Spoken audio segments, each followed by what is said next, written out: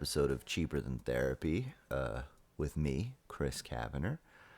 It's been going pretty well for me. Things going better. Starting to be a little bit more mindful about little things in my life. Hopefully, if you're following this podcast, you start to feel the same way too, and we start to grow and get better together. I think my goal now, still looking at my goals, be off my medication and to be pretty much symptom free from any sort of mental thing I guess I've been diagnosed with. Just wanted to say thank you to you guys for all the positive feedback I've been getting, especially since releasing Self-Medicating, episode 6. I've gotten a lot of great encouragement from you listeners, and it floored me, really. I mean, people just coming out of nowhere and offering me their compliments really does a lot for me. And I didn't think, it would, but here we are. So, like I said, this episode, I was aiming to have a guest on, and as luck would have it, one of my good buddies was able to set up a session with me, and I went over to his place and we recorded an episode, and we kind of just shot the shit, and it was really cool. And his name's Laurent Pitre. He's a actor, funny man, deep person with a great love for art and mindfulness, as it turns out, which was just like a trip to have a great conversation with him. I also got to officially meet his girlfriend, Val, and she was so cool too. So it was great. It's if you haven't gone out of your comfort zone lately, I suggest you do it, because there's a reason why people do these things. Not take a risk per se, but go and do something. It's really cool. And you know what? I've been going and doing something almost every week for just myself. And it makes me a better dad, better husband, better person. I have been going to therapy, official therapy sessions every week for the past, 6 months now. And that's been helping a lot. And also I signed up for an acting class recently. I've been doing this for 10 years, and it's time to just brush up on what I can do and actually do what I love to do. And it's why I thought maybe I was above that because I was a professional actor or whatever, but no, I'm not. I mean, I love acting. I want to do it more. If it costs a little bit of money and I get to do it every week, well, why the fuck wouldn't I? So, there I am. And actually I'm going to a class tonight, and I'm very excited about it. So there you go. I guess rant over. I've kissed your asses enough by thanking you for your compliments. And I say let's just start this episode, the first interview episode of Cheaper Than Therapy with Laurent Pitre. Let's let her rip and see what it do.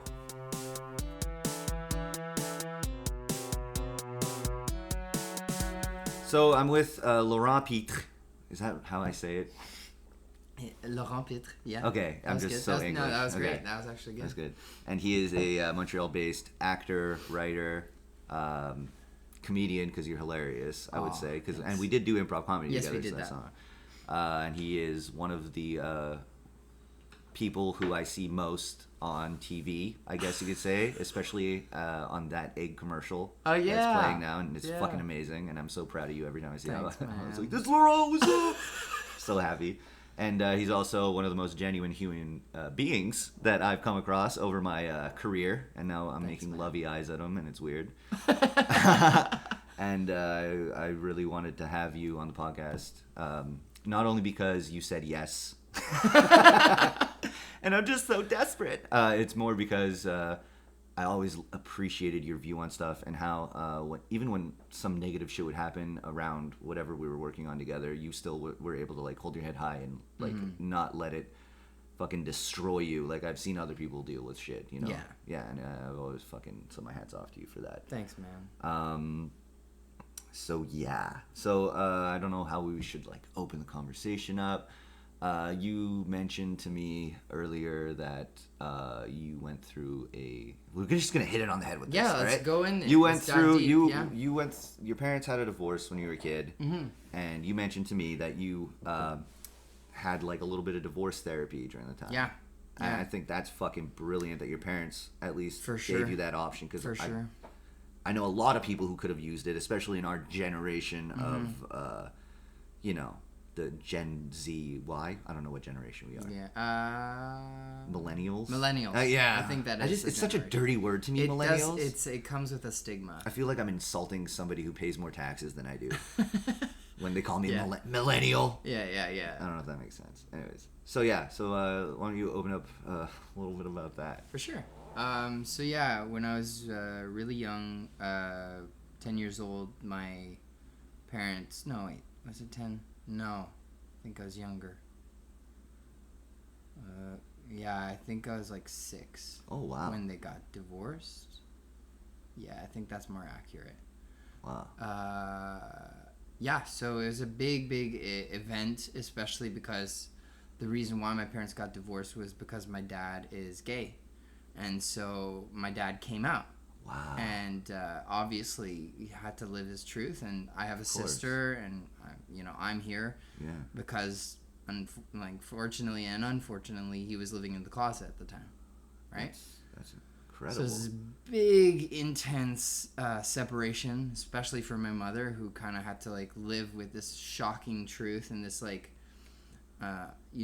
regrettable secret that my dad was keeping because he was also cheating on her, well, leading yeah, up I mean, to the you divorce. can only hide your exactly for so long, your natural urge, exactly, and so it was kind of a traumatic experience for the whole family, but and I'm sure it wasn't at all easy for my dad, and I think it's funny because I didn't feel like I needed therapy for that, because at the time I really was actually happy for my dad, because I think at a young age I was able to understand that he needed to do this to live his truth.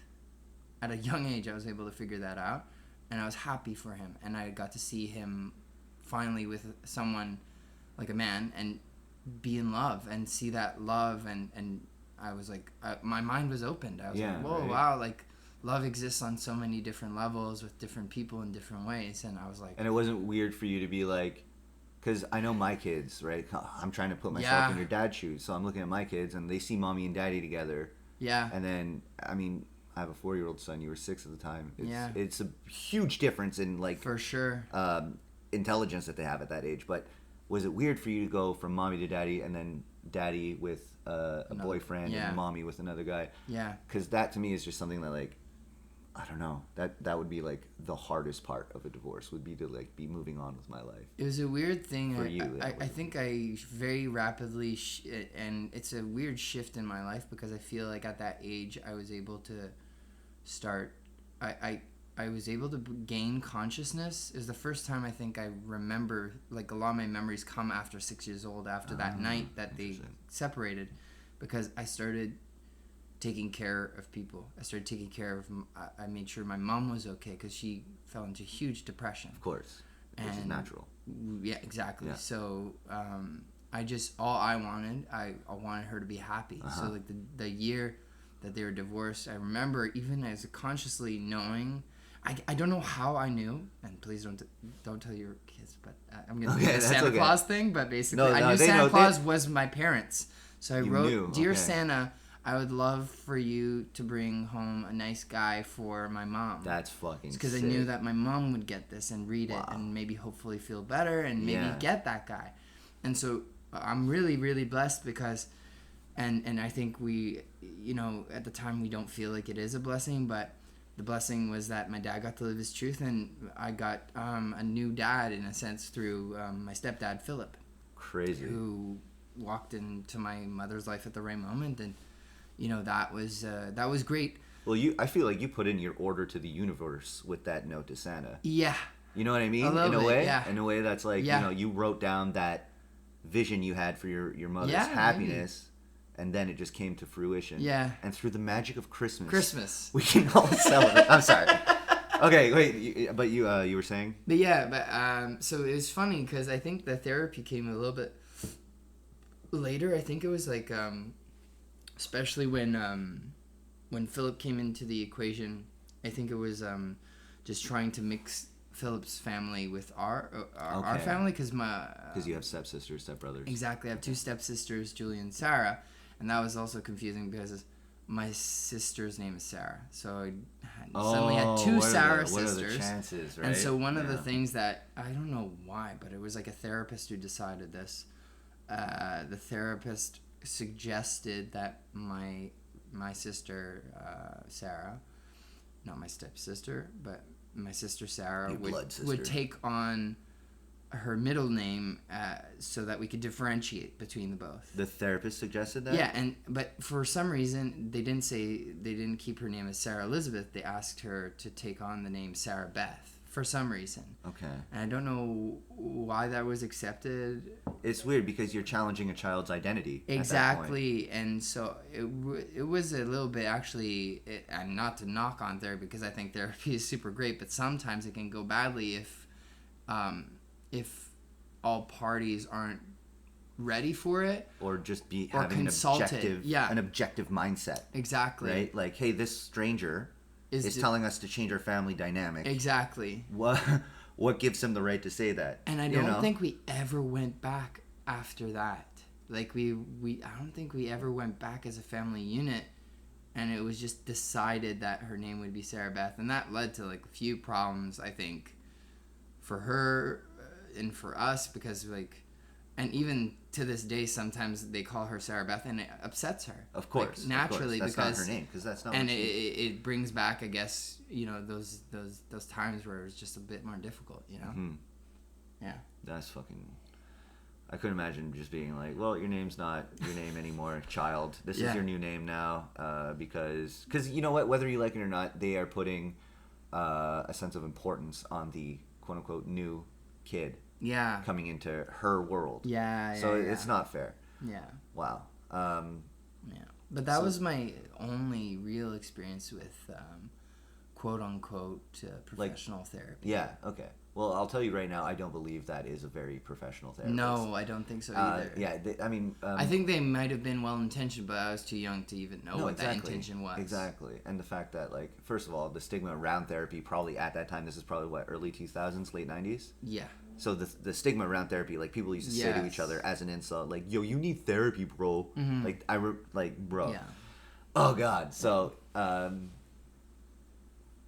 kind of like to excuse your parents for that is like, that's probably why they probably never went back. And then, well, they probably were like, this doesn't make sense. I know that, I think both my parents after that did see therapists on their own too. Yeah.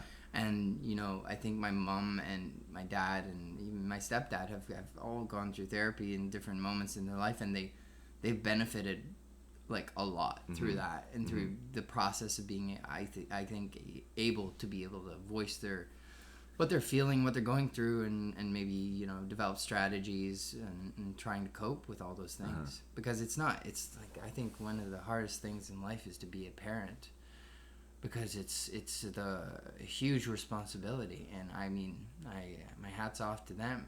I think one of the biggest things too is, like, as a person, is I had to do, and I continue to have to remind myself, is to just let go of whatever judgment we have about the way we were parented.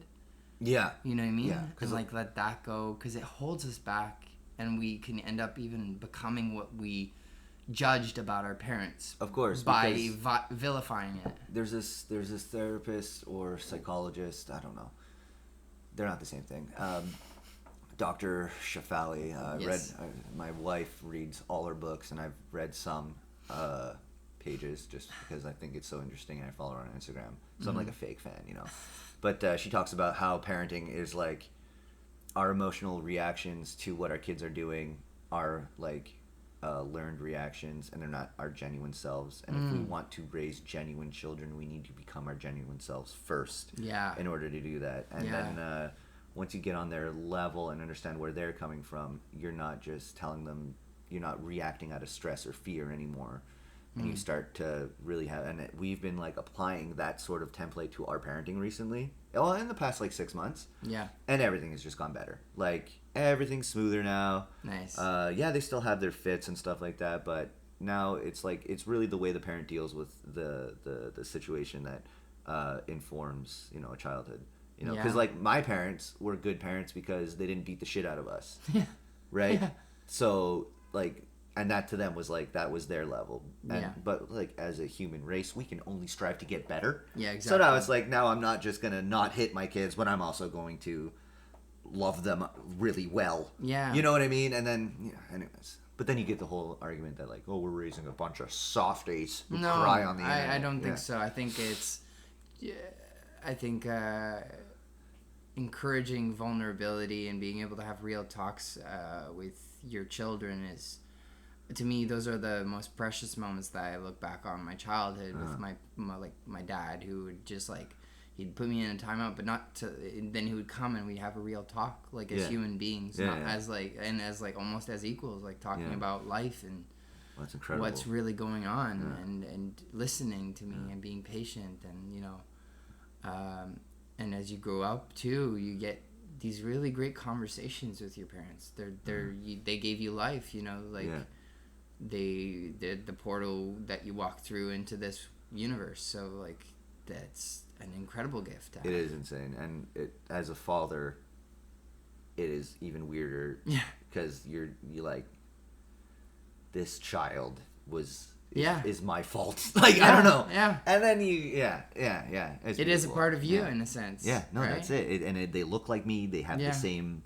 habits as me somehow, and they have the same sense of humor as me, just naturally. And it's weird. It's super weird. Yeah. It's like you and your spouse or partner, you put your souls together, and it mixes and it makes this being that is, whoa, completely your responsibility. Yeah. You know what I mean? Yeah. But also, to be a good parent doesn't mean you have to be together with your wife or your husband. No, not at all. You know what I mean? No, I know. And I think that's what is so interesting about your situation, because that's such a unique story too. Mm-hmm. Now, I'm not gonna lie, I'm shocked that it's not the first instance I've heard of somebody going through this. Yeah. This girl I used to work with, her parents came out to each other at the same time. Wow. So, and she had siblings too, and it was like, wow. Yeah. You know? Yeah. But like, they were both living a lie. Anyways. Wow. You know, so it's just crazy to me, and like it just shows like how resilient, I mean, I find you to be, because now you seem to have your shit together. Like, out of most of the people that I've met and whatever, to go through what you've gone through and then be able to, as an adult, be as put together as you are. It is a blessing, man. And you know, and it just really is the way you were raised that will show a testament to that. Yeah. And I find that so interesting. I think what I'm really lucky too, and I do have to give some credit where credit is due. I had a lot of like surrogate parents throughout my life. I mean, as you might know, you know, Fred Ward was a huge father figure, friend, best friend. And he was like that to a lot of people. Yeah. Fred Ward was a teacher at the Dawson College's professional theater program, and he was like the wisest man I've ever met. Yeah. I never got too close to him because I've always had like an authority problem. I don't know why, but so I never really got in with him. But the moments I had with him, like when he was directing me in like scene work or whatever, were like always mind blowing, and he really taught me to open my imagination by like telling me to go to the Museum of Fine Art and like walk into a painting. You know, like use your imagination. Be with it. Yeah. Interact with it. So many people I know, like Tyler Burke, who's an actor in New York City now, and I went to the same high school as him. He would sleep over at Fred's all the time. Like they were fucking friends, you know. Same thing with J. Smith Johnson and Biniam Gurma. They were like totally under his wing. So you got to spend a lot of time with Fred, and you learned a lot from him. Yeah. What was like one of the greatest gifts that Fred Ward had given you? What do you think? Besides like the relationship, I think also the love of writing, the love of writing immense realization that, you know, we are incredibly lucky to be alive and to be actors, to be artists, and how, you know, it's a gift and a responsibility. It's like equal value gift, equal value responsibility. So you're responsible to yourself to be the best artist you can be. You're responsible to yourself to be the best person you can be. Yeah. Like, and you can seldom have one without the other. You know cannot what I mean? have No. one without the other. No. I believe. Yeah. You know, if you have a successful career and a shitty life, what the hell's the point? No. And if you have a great life, but you let your ambition or your drive or your what you're meant to do go away, then that's not good either. No, like you're know? going to be unfulfilled either way. Exactly. Yeah. Now, do you have any? I guess because you would mention like you had dealt with depression and some sort of addiction and yeah. When did you? Because I could tell you right now that I felt my lowest probably from when the Dawson shooting happened until like I got sober. Oh yeah. It was like a 7-year depression of like me in rock bottom. Wow. So I want to know like what, it might be hard to talk about, but what was like your rock bottom thus far? Sure. I'd say it what was... a question to ask. I'm sorry. I know, actually, it's funny because today I went to go talk at Dawson Theater, actually, because I went to go talk to the third-year class, great. for Kimberly's career management class. Oh, that's fantastic. And I did open up about, you know, the hardest and the best times of my life, not the best times, but one of the most formative times, and yet one of the most sad and hard times was at theater school. Wow. So in my first year, it was the hardest and best year of my life because I fell in love completely in my first year with someone, and I had my heart broken quickly, and it was like a short relationship, and yet I had loved in a way that I left myself completely vulnerable to a person, and I had given them power over over my life. And so almost like a codependent relationship where or like I it feels very just like a Romeo-esque like very thing. Like if I'm not with this person, I'm not alive. It's almost like the rights of becoming a man at that point. Yes, like everybody gets their heart broken that way. I feel like any man does, and it's like it really is, or anyone, not just anyone, men. Men, women, because that first it's love really is intense, like you don't know what this feeling is, and so you think you because of the books and the movies that you've seen growing up, and you're still at that kind of like malleable age. You like really throw yourself into it, and that's exactly And that's fucking rough. It's set about a chain of events that just made me fall into really dark and deep depression that I hid from a lot of different people. I hid from mostly my family. They didn't know I was going through anything. I would just kind of hang out at my friends' places and I'd drink or get really stoned or whatever. And I ended up doing that. Then when it got worse is when I started doing it alone. And I wouldn't go home. And I'd go on long walks and take off, layers of clothing so that I could try and feel like the life going out of me. Oh my God. Yeah. And I was just like, I'd be in a party and everyone's having fun and I would just be pretending to have fun and be like that. And then I'd see the person that I longed for and I'd just go, okay, I need to go. And then I just like write something. Because I was starting to write because Fred started noticing that I was having those tendencies that were very dark, and he said start writing. But I would sometimes write something really almost cryptic, but like kind of like a goodbye, like goodbye notes, and I'd leave them, and then I'd walk away, and my friends would be like calling me like, where are you going? Where are you going? And it was just a really bad time. And I looking back on it, I was like, fuck, man, like as sad as that is, it's still it was selfish of me to do that, to like, because I was really falling into the self, into the ego, into the like, my life is over, I should just end it. I'm like, what's the point?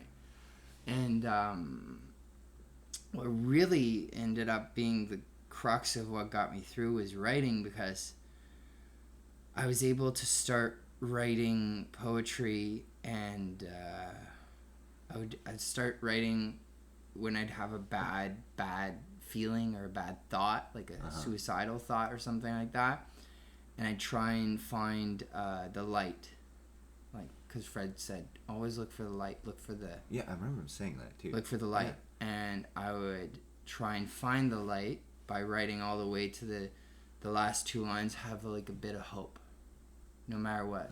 Try and find like what's a clever way of finding the hope here, and that ended up actually the poetry sort of morphed into my first play that I ever wrote, which was a play about me, and I've never done it, I've never produced it, but it was a play I needed to write to sort of experience what I was experiencing and understand it from an objective point of view. That's fucking... And see it. When art becomes your therapy, basically. Exactly. Yeah, that's fucking So incredible. I was like... So you were subconsciously building fucking... a therapeutic measure. Yeah, and to get yourself out of this depression. Exactly. That's and amazing. it was through being creative, through being artistic, through separating myself from my issues. Yeah. Not becoming my issues, not becoming my grief and the sadness. Because a lot of people say, I'm sad, I'm this, I'm that. Yeah. And really, we're experiencing sadness, but we're not our sadness. No, exactly. You are not your emotions. But a lot of people thoughts. don't know that. They don't even know how powerful those words are. And to repeat to yourself and not write it down, because if you write it down, you see what you're doing to yourself. Yeah, exactly. And it's also not just floating around in your head anymore. Yeah. It has somehow escaped you. Yeah, exactly. Whether or not it's a little bit or... Yes. It doesn't... you can't just be like, I'm fucking fundamentally depressed and write that on paper and then you're not depressed anymore. That's not how it works. But it starts to leak away after a bit. Definitely. Dude, that's fucking brilliant. Yeah. That's amazing. Yeah. Because you did do a play, Little Charming. Yeah, that was a while after the whole dark period. But when you're showing me this... I went back into the trauma of divorce and tried to see it from a child's perspective. Wow. I wish I never caught that show because I do not do anything. I've been changing diapers for the past 5 years. It's all good. No, I'm not sad about it, but like I really wanted to see it. And then didn't you just like remounted it up north somewhere? I did it in Nunavut last year. And it sound like it's Saint Gat. You did it up north. It's a little far. But they really, really liked it. It was an awesome show to do, and they even brought me back this year where I created a whole new show too. What? So that was really fun. That's fucking amazing. I know. What was the show that you did? It was called Circus Fantasticus Invisibilus. It was an invisible circus show. So, I'm from just that, I'm getting the idea that you did a lot of mime. A lot of mime, a lot of physical theater, a lot of clown, a lot of improvisation. Wow. Stuff like that. And you're so good at that. Like, even doing improv with you. Oh, God. Yeah, that was a blast. Because we used to do improv together to our listeners. We did Whose Fuck Is It Anyway? That's literally what it was called. And then was renamed the Wild Fucking Improvisers in Action. What the fuck? How do you come up with the same acronym but change the words? And that's Kenny Struhl right there. That was Kenny Struhl. So amazing. But yeah, anytime we got to do a scene together, I was always super hyped because I'm like, okay, Laurent's coming on. The scene's saved.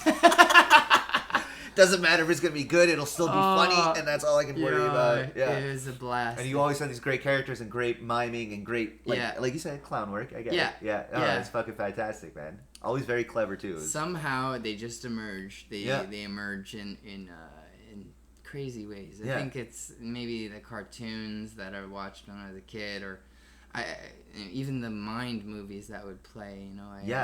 These characters that I would talk to and be with and create. Improv is the craziest art form. I think it's one of the best art forms. It's adrenaline junkie shit. Yeah. I think because you literally go out there, you stand in front of an audience, you have nothing to work with except for a shitty suggestion from one of them, which is always something like semi-topical, semi-terrible.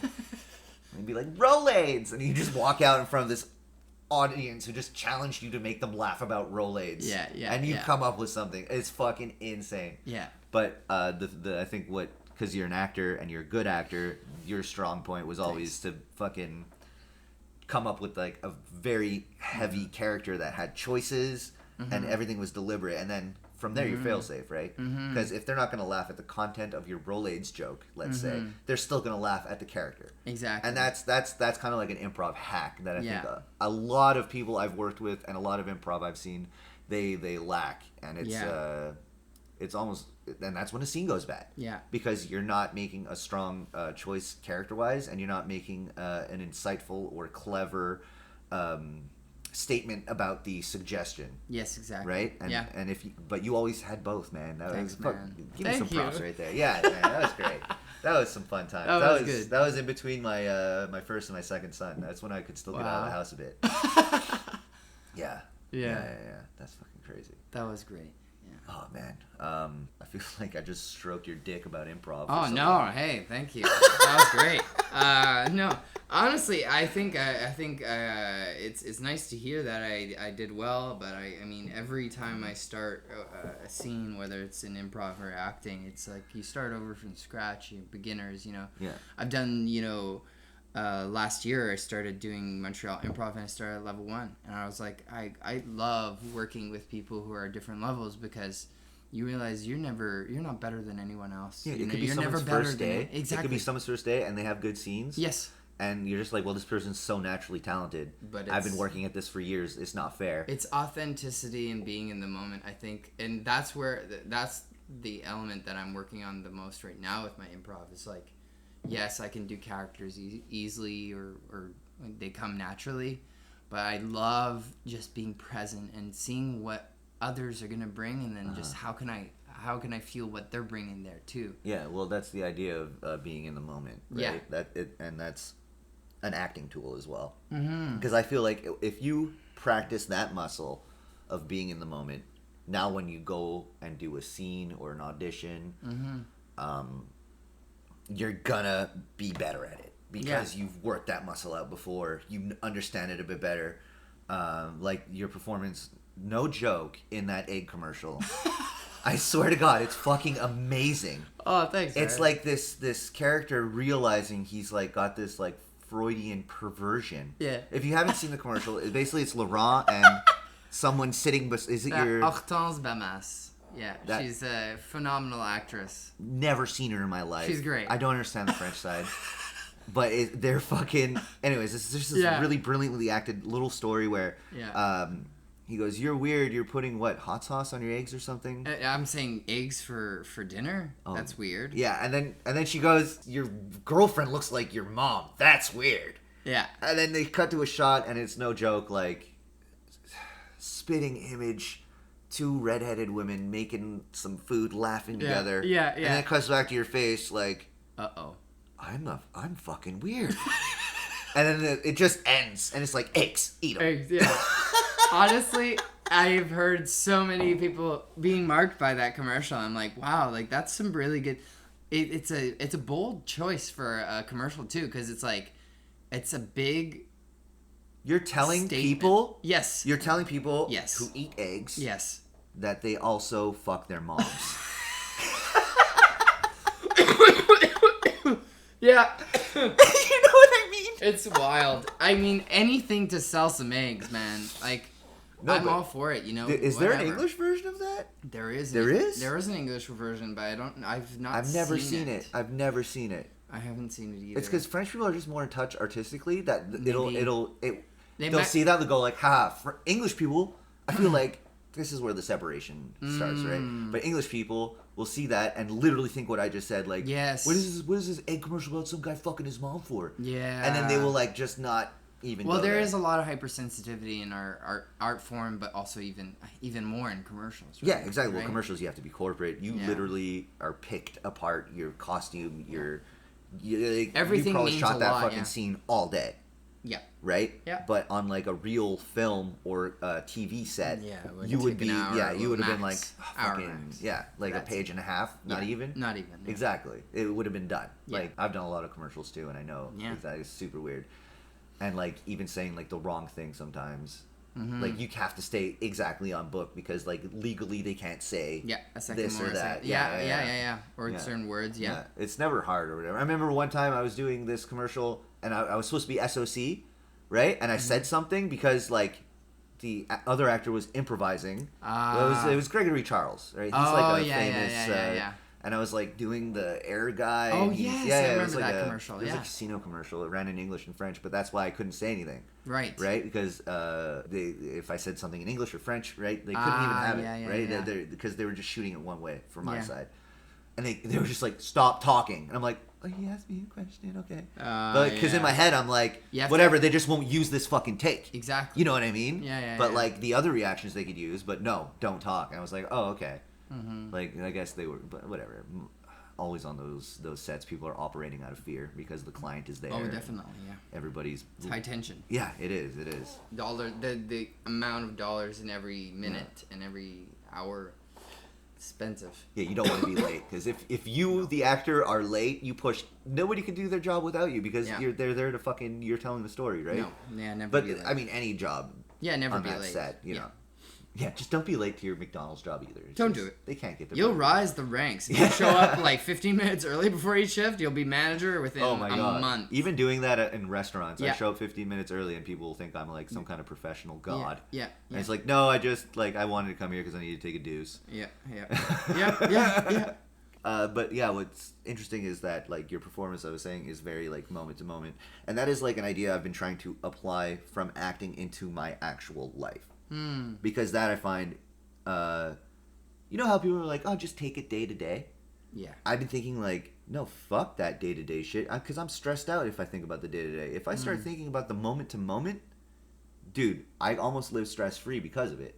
Because fuck, I got a parking ticket and I haven't paid it yet. Well, is there anything in this moment that I can do about it? No, I'm at work. I'm serving tables. Why the fuck am I stressing about a parking ticket? Yeah. Okay.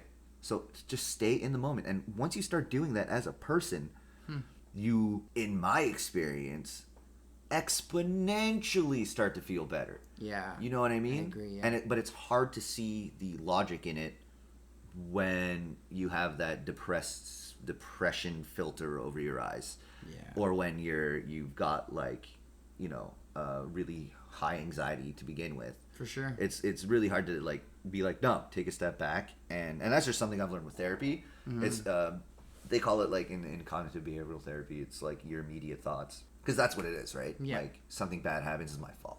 I'm a fuck up. I'm a bad boyfriend. I'm a bad husband. I'm a bad dad. I'm a bad employee. And then, but no, that's not true. That's just what we've been conditioned to think because of what we've been, not how we've been raised, but how we've been influenced. Anyways, so doing that moment to moment shit, man, it's so funny how it works for acting and it also works for real life. Yeah. And I think that's why I'm so attracted to that art form of acting, storytelling. Yeah. Because it is training for life. And writing, like you are writing these moments, right? Yeah. And it's such a beautiful thing because then you get to turn almost your world inside out and show what is inside you through story. Anyways, fucking beautiful. That is beautiful. Moment by moment. That's it. Yeah. Okay. So, what's next for you, Laurent? What are we looking at? Oh. And don't. What do you mean? You could tell me both. I want actor Laurent and I want human Laurent. Because we were talking about earlier how like sometimes you meet up with actors and all they want to talk about is their acting shit. Yes. But what's next for human Laurent? Human Laurent. Just continuing to practice meditation daily, practicing self-care. Yeah. Continuing that practice is what's next for me. Continuing to foster love to the people that matter the most and nurture those friendships and relationships. Laurent needs a bit of time to vacation from time to time and choose when to vacation. Yeah. So I've planned a little work vacation with Valerie Mervis, who's my wonderful girlfriend. Yeah, she's dope. Lover. She's dope. She's very, very, cool. very dope. Yeah. So we have and I like to have like everyday kind of like little adventures, but we'd like to go on like kind of an adventure together at one point. So I think I'm putting it out there in the universe now that I want some sort of big thing to happen, and then that will allow Val and I to go on a beautiful vacation together. Ah, well, that's nice. Yeah. That's a. I think that's you. what I think you covered human and actor Laurent. That's what in I that did. one Yeah, thing. exactly. That was fucking. I yeah. like that. Yeah, I don't need to go into. I'm not gonna invite you to my next improv show. I'm not gonna tell you about any of my projects. I'm just gonna leave it at that. I love it, man, and you know what? I hope that for you. Yeah, me too. Yeah. So what kind of? Sorry, I'm just. No, you said keep you going, want to yeah. continue meditating. Do you do like mindfulness meditation, or are yeah. you doing like one that like is structured with an app that teaches you? tells you Yeah, what to so do? one of them is a guided meditation, and the other one is more like I visualize. I just visualize kind of my like ideal, not my ideal, but just my space, like the space that I want to live in eventually. And then I visualize, okay, what does every room look like? What do I have? Where do I live? What does it feel like to be there? What do I look like in the future? What do I want to be? What do I want to inspire? And I just sort of like visualize very specifically those things. And then the other kind of meditation is more just like breathing and being in the moment and awakening each different sense. Yeah, So, kind of like an smell. Alexander Yeah, thing. yeah, I love Yeah, it. that's interesting. Yeah. Oh, that's fucking cool. I have not I tried to Yeah. meditate. I did like mindfulness meditation and therapy for 5 whole minutes. Oh. Yeah, but all I kept doing was every time I would like try to like close my eyes and open my mind and Yeah. try to be in the moment, I just kept thinking of theater school Oh. and how I had done yoga and I've done this before. Oh, no, and yeah, yeah. every time, so I'm like, what the fuck is this obsession I have Yeah. with those 3 years of my life? Yeah. And then it's like, why am I always going back there? So it was really Wow. interesting to do. That is interesting. Yeah. But I would fucking rather record a podcast. Yeah, no, than this is fucking- a this you is know? a form of meditation in a Yeah, way it is. too. Well, it's just so much fun. But yeah, and then I tried. My wife does it. My wife can do guided meditations. I can't do them. I can't because I start hearing the actor guide me. Yeah. Who's been hired to do that, or whoever works at that app company. Yeah. You know what I mean? Yeah. So then I start like judging their performance because what the fuck am I doing? Oh, it's Yeah, crazy. yeah, So yeah. I can't even do it. I think another form of meditation for people who struggle with like just closing your eyes and like sort of feeling or whatever, they're like walking Yeah, and just leaving go your for a phone, fucking go for a walk, right? walk Yeah. and just breathe. Yeah. And just look at the things, and you know it's also used as like a writing method. It's like you go out for a 10-minute walk and then you come back and you write everything you just saw on your walk. Oh, or that's you interesting. experienced and whatever, Yeah. and you just do it like a 10-minute, 15-minute writing thing. Yeah. And like for example, another form of meditation I do every day is I journal. I journal in the morning and I journal at night. So I journal first thing in the morning before I reach for my phone, before I check Facebook or Instagram or do any of those things. And in fact, right. I keep that very limited. Longhand. Yeah, I write Like on a. like some gratitude things. I write what I'd like to do today to make it an amazing day, and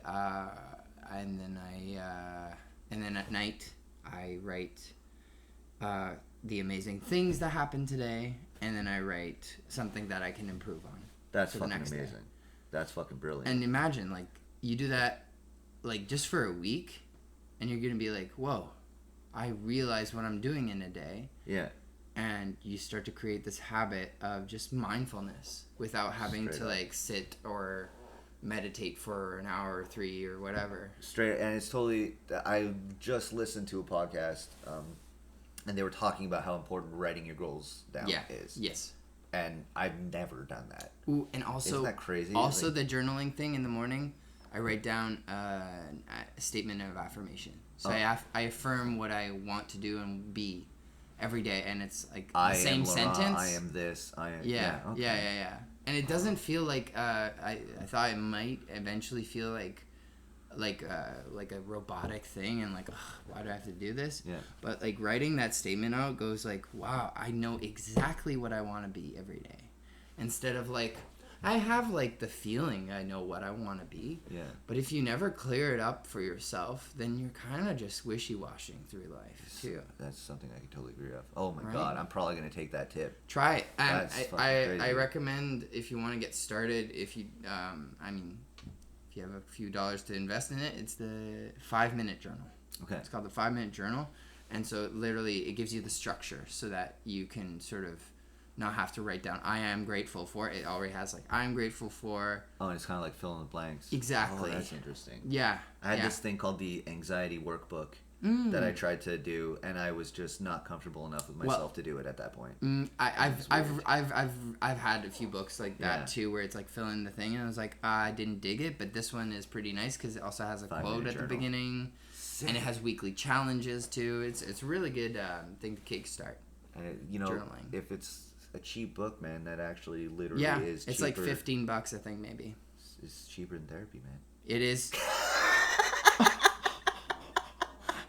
That's a great. Hey, you just fucking did it. That's amazing. These are all the episodes are going to end with me working in the title of the show as a bad like play on words. And that's how we do it.